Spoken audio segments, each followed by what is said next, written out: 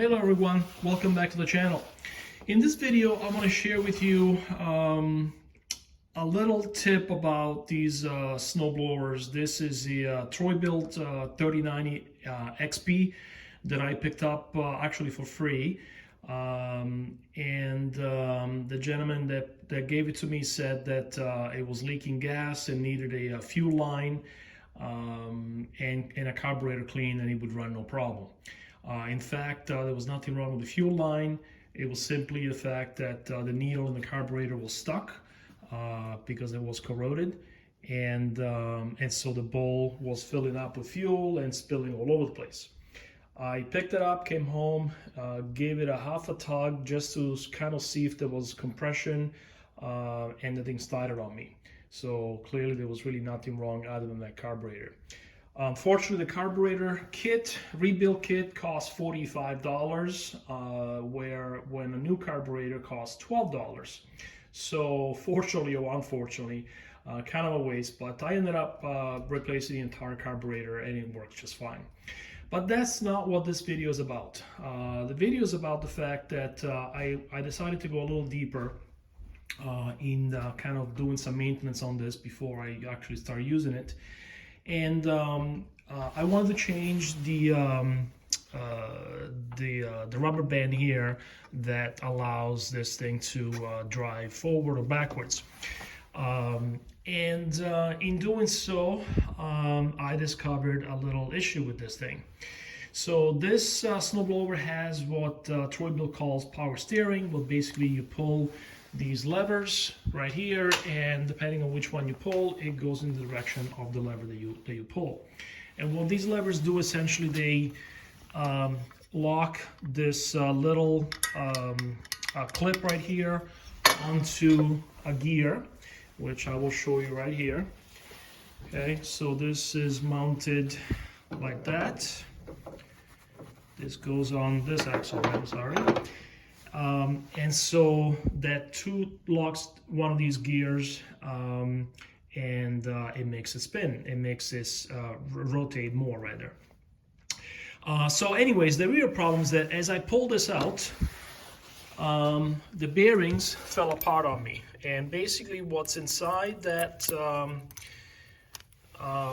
mechanism right here is a needle bearing. And so as you can see, the needle bearings fell apart. So basically, the issue is that now I would need a whole new mechanism, gear like this. And it turns out that you cannot buy this. When these snowblowers were made, I guess this was not a replaceable part, and you would have to buy this entire axle with these gears on both sides. The one on this side is underneath this cover right here. It's like $350, which obviously would basically make this whole snowblower go to the junkyard. So I looked into it some more and figured I could maybe buy this gear. Again, you couldn't. And I found that in later model years, you can buy just this gear, but it's a different design. And so they must have realized that this design doesn't work over time, and they replaced it with a ball bearing on the center right here, which is serviceable. You can just replace the entire ball bearing.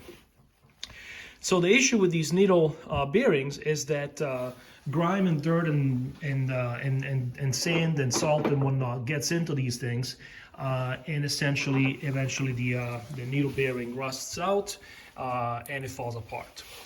So again, the issue is, how do you avoid spending $350 to replace this whole thing?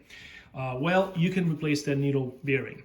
And so in summary, basically that's what I want to share with you, is how to do that.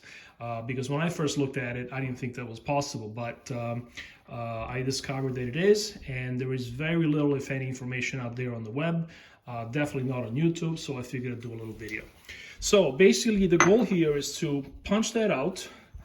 So what's left in there is basically just the outer sleeve of the bearing, of the needle bearing. So that does come out, and then obviously replace it with a new one. To do that, all you got to do is take a socket. This happens to be a 13mm socket. Put it there in the middle. Make sure that there is an opening out on the bottom there, and you pound on it. So let's see if I can do it one-handed.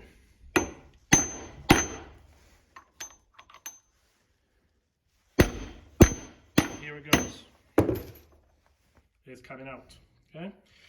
So basically keep doing that. And there it goes. So that's how you take that out. Now, what I have done is I did purchase another bearing.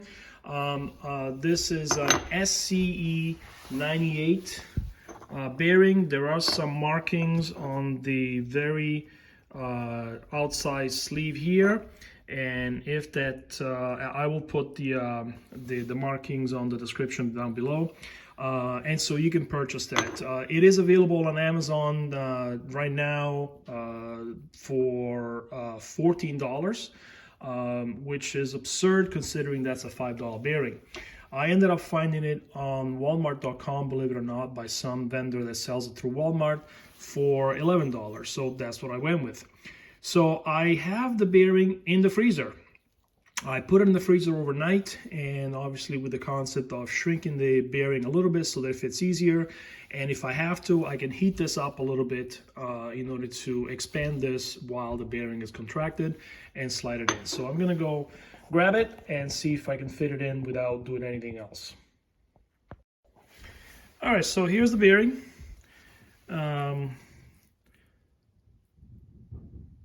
You can see the markings there, SCE 98.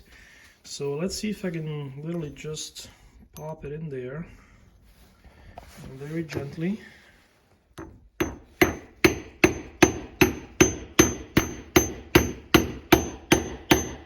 Yeah, goes in just fine.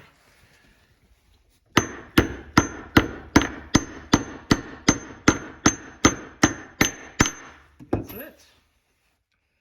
Make it flush from the other side.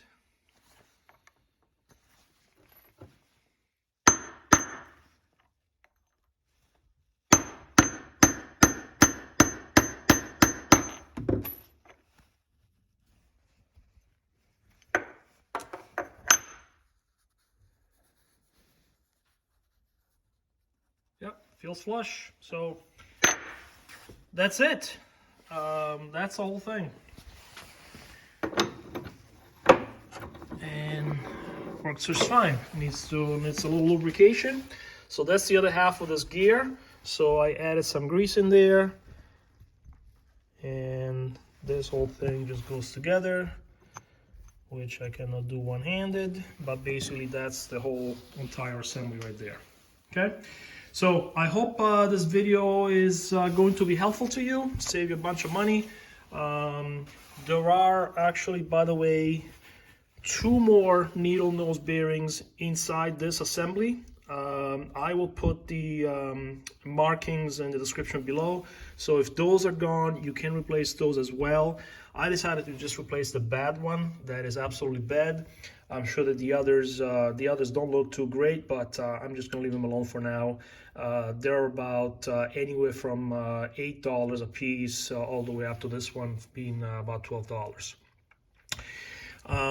So that's it. All right, so again, I hope this was helpful, and good luck with your project. Goodbye.